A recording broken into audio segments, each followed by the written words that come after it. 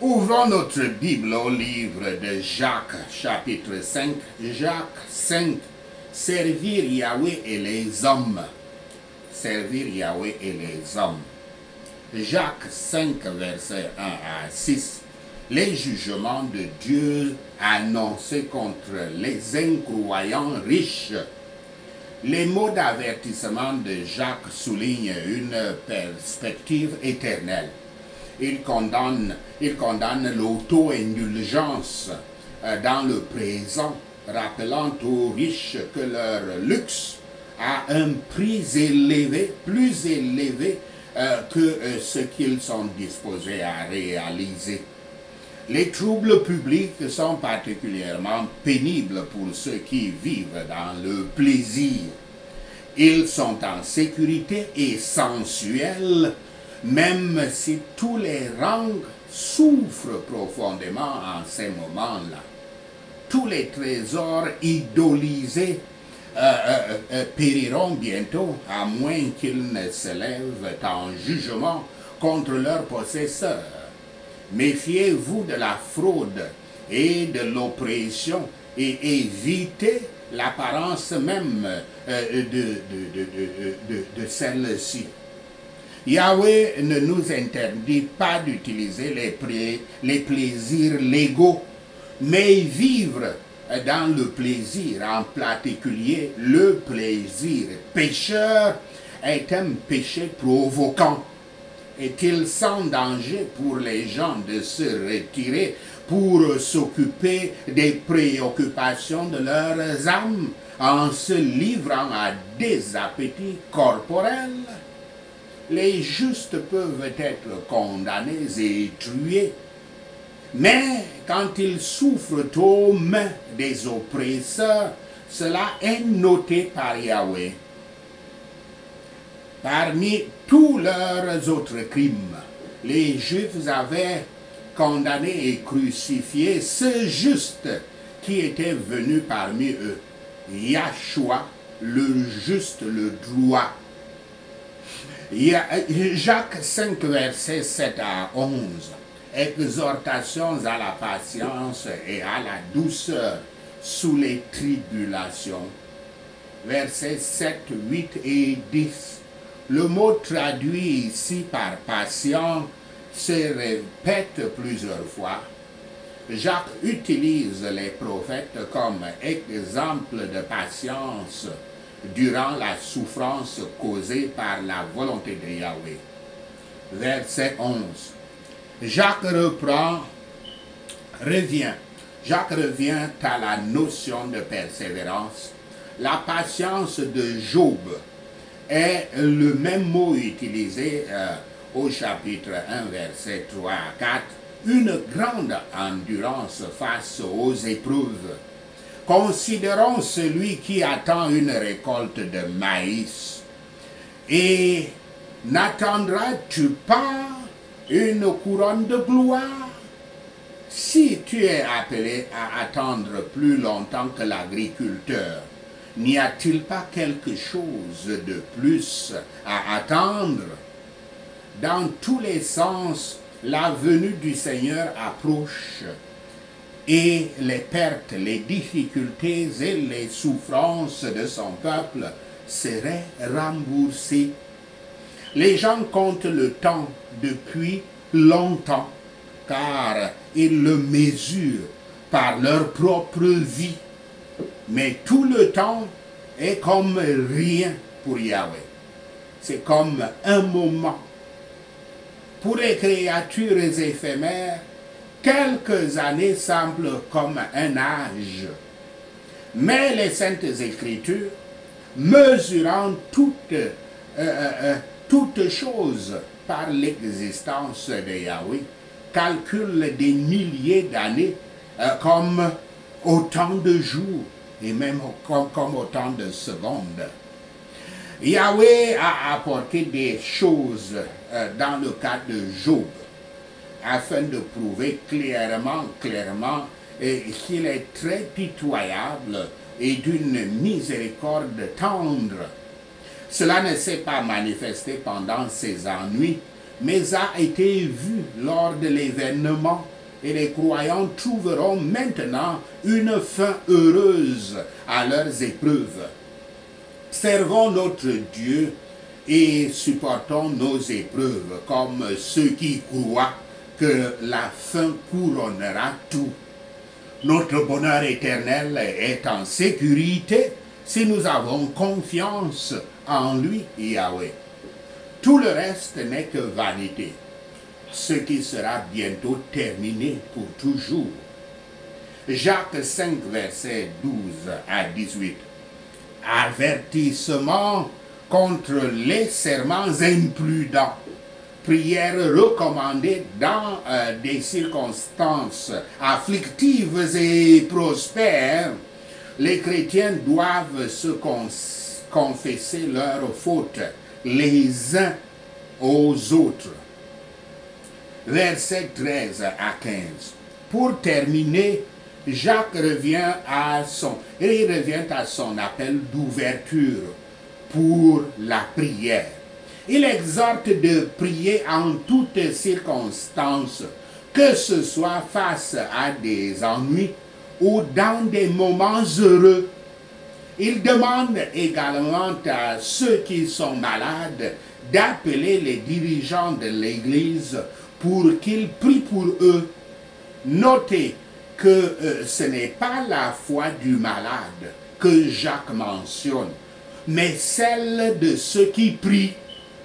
Vraisemblablement, le malade exhorte sa foi en appelant les anciens. Versets 15 à 16.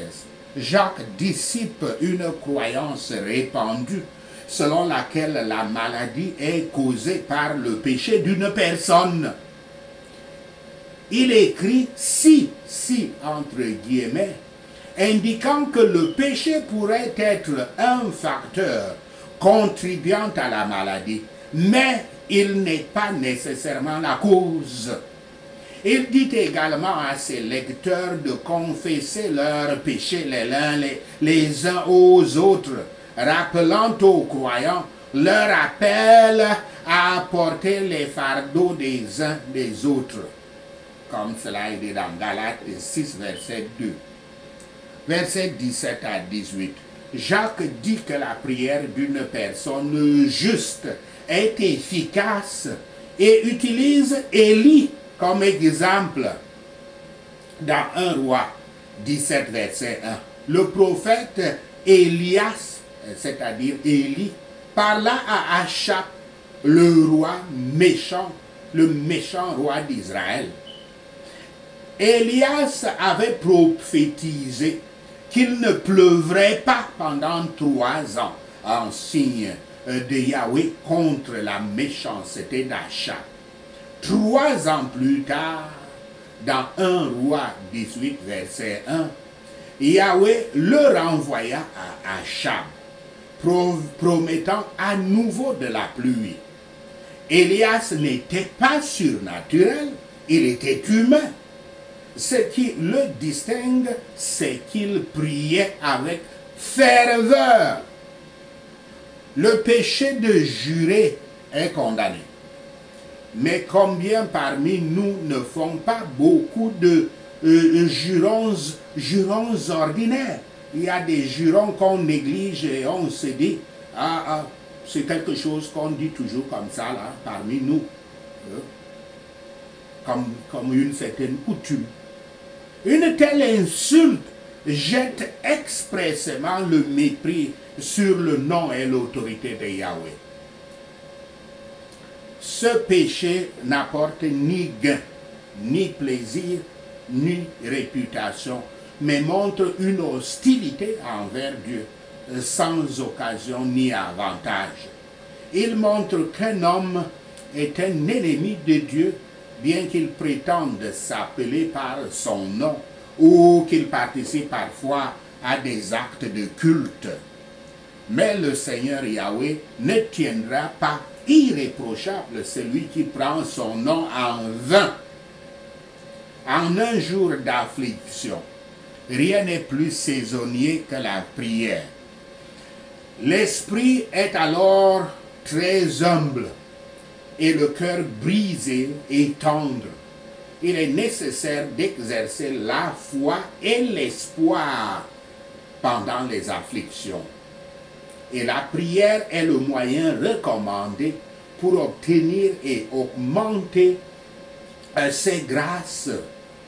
Observez que le salut des malades n'est pas attribué à l'onction d'huile, ni aux anciens, mais à la prière. En période de maladie, ce n'est pas la prière froide et formelle qui est efficace, mais la prière de la foi. La grande chose que nous devrions demander à Yahweh pour nous-mêmes et pour les autres au moment de la maladie est le pardon des péchés. Le pardon des péchés. Que rien ne soit fait pour encourager qui que ce soit à retarder sous la fausse croyance qu'une confession, une prière, l'absolution et l'exhortation des ministres régleront enfin le problème lorsque les devoirs d'une vie pieuse ont été méconnus. Reconnaître nos fautes les uns envers les autres, spécifiquement devant les anciens quand on est malade, aura grandement tendance à favoriser la paix et l'amour fraternel. Et quand une personne juste, un vrai croyant justifié en Christ et par sa grâce et marchant devant Yahweh dans la sainte obéissance, présente une prière fervente, effective, façonnée dans son cœur par la puissance du Saint-Esprit, suscitant de saintes affections et attentes, et donc menant avec ferveur à plaider les promesses de Dieu devant son propitiatoire, il en profite beaucoup. Cette prière-là profite beaucoup. Le pouvoir de la prière est prouvé par l'histoire d'Élie. Dans la prière, nous ne devons pas regarder le mérite de l'homme, mais la grâce de Yahweh. Il ne suffit pas de faire une prière, mais nous devons prier dans la prière. Les pensées doivent être fixes, les désirs doivent être fermes et ardents, et les grâces doivent être exercées. Cet exemple du pouvoir de la prière encourage chaque disciple du Christ, chaque chrétien véritable, à être sérieux dans la prière. Yahweh ne dit jamais à la semence de Jacob, « Cherchez ma face en vain ». Là où il n'y a pas tellement de miracles dans la réponse de Dieu à nos prières, il peut y avoir autant de grâce. Ce n'est pas seulement la prière, la réponse à la prière que vous attendez, mais la grâce de Dieu. Car Dieu peut ne pas répondre à votre prière parce que le moment n'est pas bon. Jacques 5, verset 19 à 20. Le bonheur d'être le moyen de convertir un pécheur. Jacques offre une image de la communauté chrétienne dans laquelle les membres sont responsables les uns les autres. La lettre de Jacques se termine par le souci constant de vivre une foi qui marche et par le souci du bien-être des autres. Ce n'est pas la marque d'un homme sage ou saint que de se vanter d'être exempt d'erreur ou de refuser de reconnaître une erreur. Il y a une erreur de doctrine à l'origine de toute erreur pratique. Personne n'est habituellement mauvais. Il y a plutôt un mauvais principe.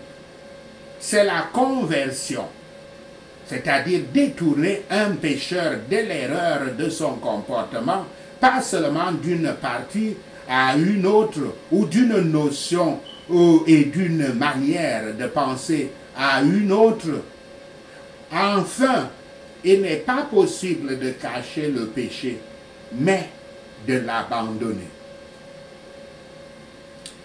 Beaucoup de péchés sont empêchés par la partie convertie.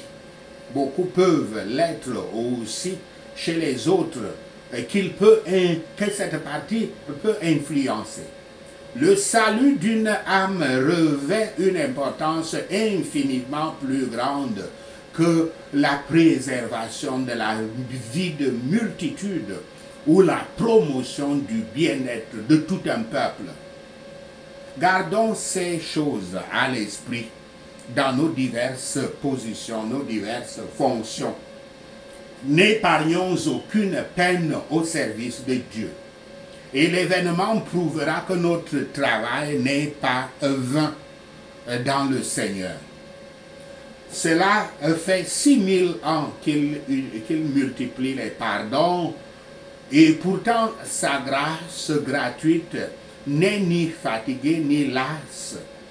Certes, la miséricorde divine est un océan toujours plein et qui coule à flot. Que le Seigneur nous donne une part dans cette abondante miséricorde par le sang du Christ et la sanctification du Saint-Esprit.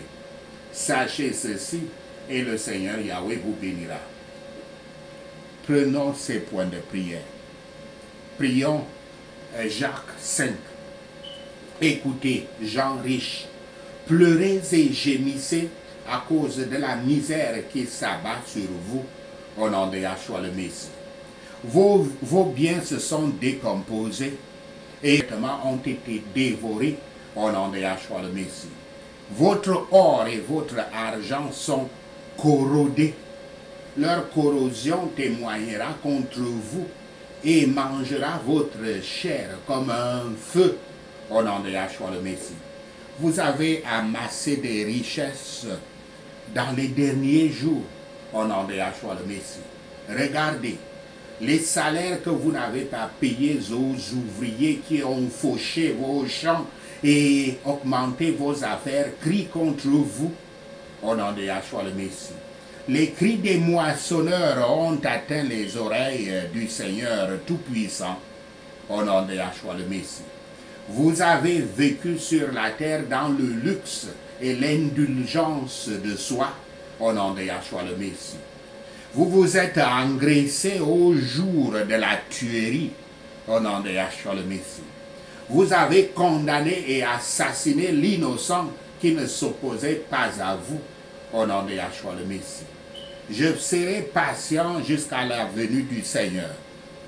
Je vois, au nom de Yahshua le Messie, je vois comment le fermier attend que la terre donne sa précieuse récolte, attendant patiemment les pluies d'automne et de printemps, au nom de Yahshua le Messie. Moi aussi je serai patient et je resterai ferme, car la venue du Seigneur est proche, au nom de Yahshua le Messie. Je ne me plaindrai pas, sinon je serai jugé. Le juge est debout à la porte, au nom de Yahshua le Messie. Comme exemple de patience face à la souffrance, je prends les prophètes qui ont parlé au nom du Seigneur, au nom de Yahshua le Messie. Nous considérons comme bénis ceux qui ont persévéré au nom de Yahshua le Messie. Nous connaissons la persévérance de Job et avons vu que Yahweh avons vu ce que Yahweh a finalement apporté au nom de Yahshua le Messie. Yahweh est plein de compassion et de miséricorde au nom de Yahshua le Messie. Surtout, je ne jurerai pas ni par le ciel, ni par la terre, ni par quoi que ce soit au nom de Yahshua le Messie. Tout ce que j'ai à dire, c'est un simple oui ou non. Sinon, je serai condamné au nom de Yahshua le Messie. Quelqu'un parmi nous a-t-il un problème? Prions au nom de Yahshua le Messie. Quelqu'un parmi nous est-il heureux? Chantons des chants de louange au nom de Yahshua le Messie. Quelqu'un parmi nous est-il malade? appelons les anciens de l'Église pour prier sur eux et les oindre d'huile au nom de Yahshua le Messie. Et la prière faite avec foi rétablira le malade. Le Seigneur le ressuscitera au nom de Yahshua le Messie. S'ils ont péché, ils seront pardonnés au nom de Yahshua le Messie. Confessons nos péchés les uns aux autres et prions les uns pour les autres afin que nous puissions être guéris au nom de Yahshua le Messie. La prière d'un juste est puissante et efficace au nom de Yahshua le Messie. Élie était un être humain comme nous au nom de Yahshua le Messie. Il a prié avec ferveur pour qu'il ne pleuve pas sur le pays pendant 3 ans et demi au nom de Yahshua le Messie. Il pria de nouveau et le ciel donna de la pluie et la terre produisit ses récoltes au nom de Yahshua le Messie. Si l'un de nous s'éloigne de la vérité et quelqu'un ramène cette personne, nous nous souviendrons que celui qui détourne un pécheur de son erreur le sauvera de la mort et couvrira une multitude de péchés au nom de Yahshua le Messie. Merci Seigneur Yahweh d'avoir attendu nos prières. Merci Père pour tes réponses à nos prières. Seigneur, nous te rendons gloire, nous te louons, nous t'adorons, nous bénissons ton Saint-Nom. Au nom de Yahshua le Messie, nous prions. Amen. Alléluia.